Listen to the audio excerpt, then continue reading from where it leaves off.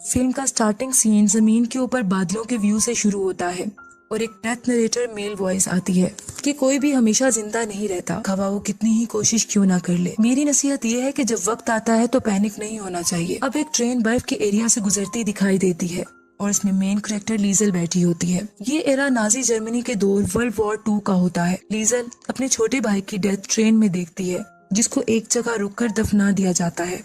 अब 1938 का time Germany में दिखाया जाता है और एक गाड़ी स्नो फील्ड से गुजरती दिखती है जिसमें लीजल बैठी होती है। एक्चुअली वो अपने न्यू पेरेंट्स जो कि फोस्टर पेरेंट्स होते हैं उधर जा रही होती है, जिसमें से मामा का नाम रोजा और पापा का नाम हैंस होता है। वो अपने घर पहुंच जाती है। नेक्स्ट मॉर्निंग हैंस एक म्यूजिकल इंस्ट्रूमेंट बजा रहा होता है और लीजल को डाउनस्टेयर्स आने पर इसे गुड मॉर्निंग बोलता है। रोजा लीजल को कहती है कि तुम्हें मुझे मामा कहना है जबकि हैंस को पापा कहना है।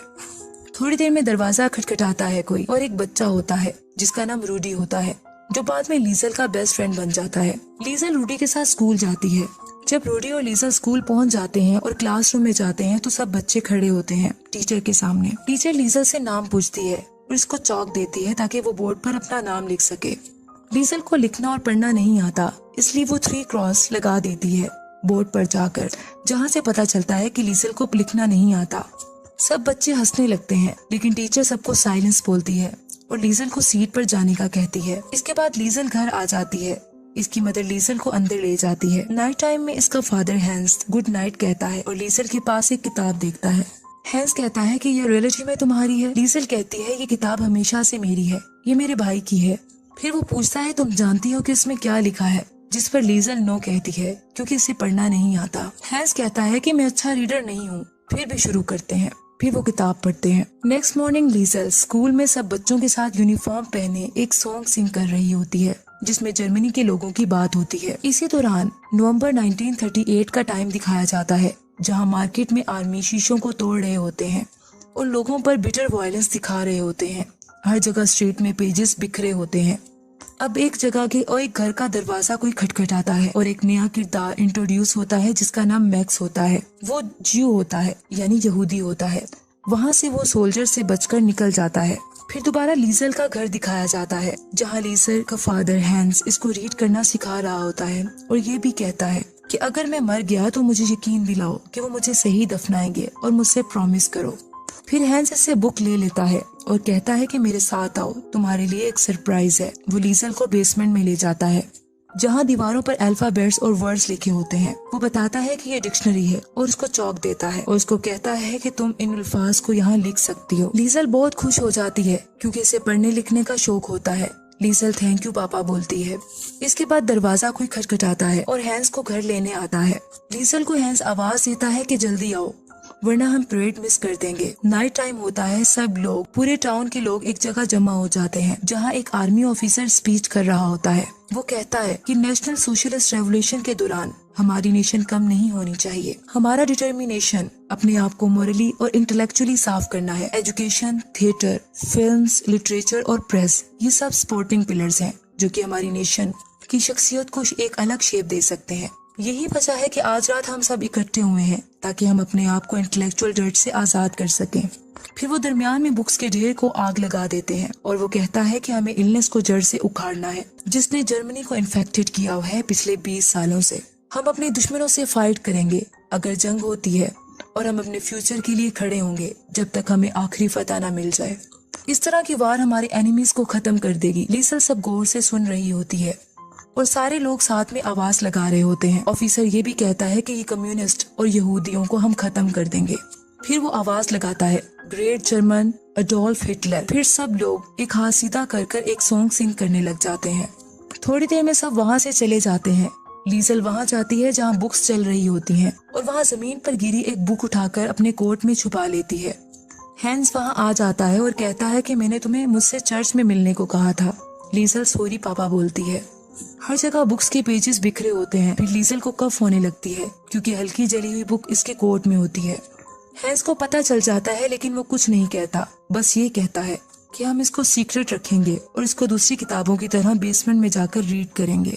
लीजल बहुत खुश हो जाती है और पूछती है कि क्या मेरी रियल मामा कम्युनिस्ट थी? क्या हिटलर ने मेरी मामा को मुझसे दूर कर दिया है और फिर कहती है मुझे नफरत है हिटलर से। हैंस कहता है ये किसी के सामने नहीं कहना। घर आकर लीजल उस किताब का नाम पढ़ती है, the invisible man by H.G. Wells.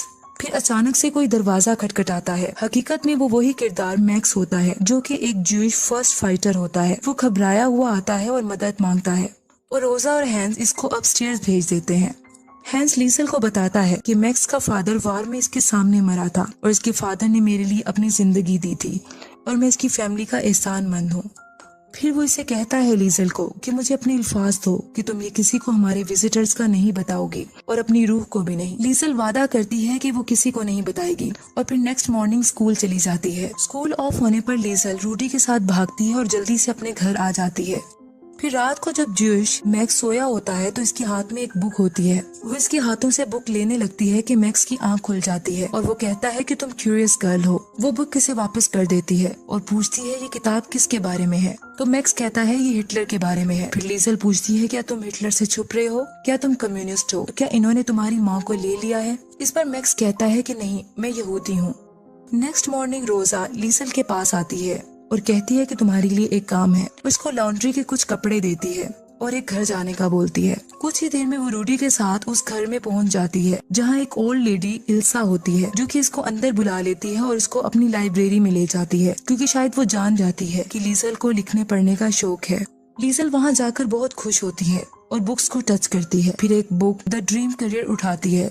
फिर उसे याद आता है कि रूडी इस घर से बाहर इसका इंतजार कर रहा है। वो ओल्ड लेडी इल्सा को बताकर चली जाती है, लेकिन ओल्ड लेडी इल्सा इसे कहती है तुम कभी भी यहाँ बुक्स पढ़ने आ सकती हो। अब मैक्स को बेसमेंट में दिखाया जाता है क्योंकि हैंस की फैमिली को सोल्जर का खतरा होता है कि कहीं वो आकर पकड़ ना ले क्योंकि मैक्स यहूदी होता है। लीजल भी बेसमेंट में जाती है और अपना बुक्स पढ़ना कंटिन्यू रखती है और एक नया वर्ड जो इसे मुश्किल लगता है वो हमेशा बेसमेंट की वॉल पर चौक से लिख देती है। मैक्स इससे पूछता है कि ये वर्ड्स तुम कहाँ से लेती हो, जिस पर लीजल कहती है ये एक सीक्रेट है, लेकिन बाद में बता देती है कि वो कहाँ लाइब्रेरी में जाके बुक्स पढ़ती है और उनको मेमोराइज कर लेती है। इस तरह बाद में मैक्स लीजल को एक बुक गिफ्ट करता है और बताता है कि मेरे रिलीजन में मैंने सीखा है कि हर जिंदा चीज, हर पत्ता, हर परिंदा सिर्फ जिंदा है क्योंकि इनके पास जिंदगी के लिए सीक्रेट वर्ड्स हैं।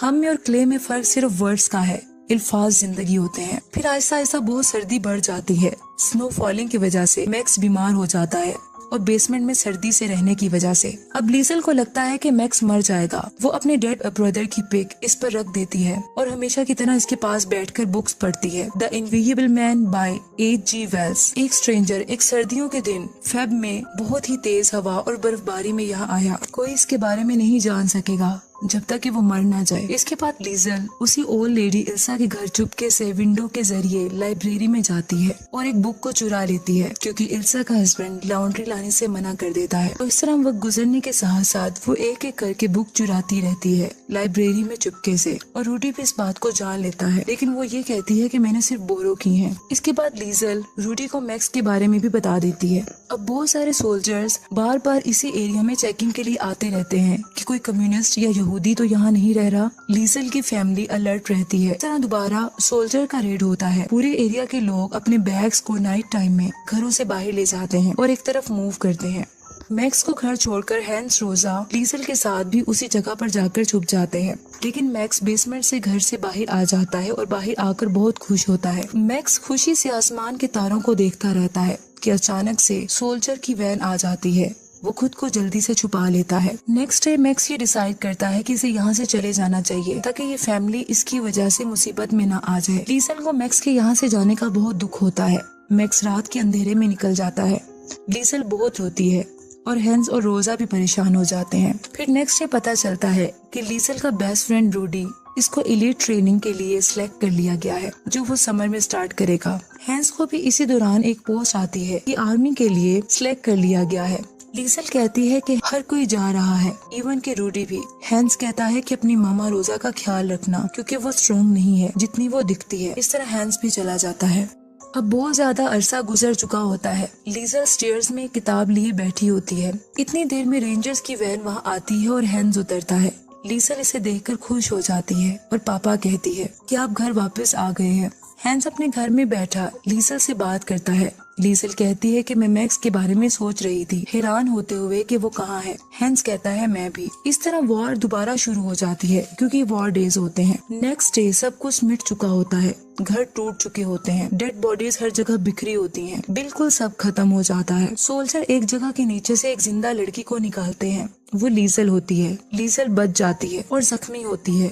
वो बाहर आते ही पापा मामा कहती है, लेकिन इसकी फैमिली की डेथ हो चुकी होती है। रोजा, हैंस और रूडी सब मर चुके होते हैं। इस तरह लीजल बेहोश हो जाती है। जब लीजल को होश आता है तो वहाँ ब्रिक्स के नीचे एक किताब मिलती है और इसी दौरान वो ओल्ड लेडी इल्सा, जिसके घर लीजल बुक्स चुराने जाती थी, अपनी गाड़ी में वहाँ आ जाती है। लीजल भागकर उस लेडी के गले लग जाती है। फिर आफ्टर 2 years का टाइम दिखाया जाता है। इल्सा एक टेलर की शॉप पर काम करती दिखाई देती है, जो कि रूडी का फादर होता है। और इस तरह फिर वो देखती है कि दरवाजे पर मैक्स आ गया है और वो उसे देखकर बहुत खुश होती है और जाकर उसे मिलती है। अब दिखाया जाता है कि ये 1945 का टाइम होता है और यूनाइटेड स्टेट के ट्रूप्स ने जर्मनी पर कब्जा कर लिया होता है। अब कहानी अपनी एंडिंग पर पहुंच रही होती है। अब दिखाया जाता है कि क्लाउड्स का वही व्यू जो कि बिल्कुल ओपनिंग सीन में दिखाया गया था। फिर डेथ नरेटर मेल वॉइस में उसकी आवाज आती है कि मैंने बहुत अजीम चीजें देखी, मैंने सारी दुनिया की बदतरीन तबाही को भी अटेंड किया है, मैंने बहुत से अजीम वंडर्स भी देखे हैं, लेकिन मैं यही कहूँगा कि कोई हमेशा के लिए जिंदा नहीं रहता। अब मैं आखिरकार लीजल के पास आया। मैंने खुद गर्जी वाली खुशी महसूस की क्योंकि इस 90 years में वो बहुत समझदार जिंदगी गुजार चुकी थी। इसकी कहानियों ने बहुत सी रूहों को छू लिया। मैक्स की दोस्ती इतनी लंबी रही जितनी की लीजल की। लीजल की आखिरी सोचों में इसने बहुत सारी जिंदगियों को देखा जो इसके साथ मिल गई थी, जैसा कि उसके 3 बच्चे और इसका ग्रैंड चिल्ड्रन, और इस तरह हैन, रोजा और रूडी भी। लेकिन आखिर में कोई अल्फाज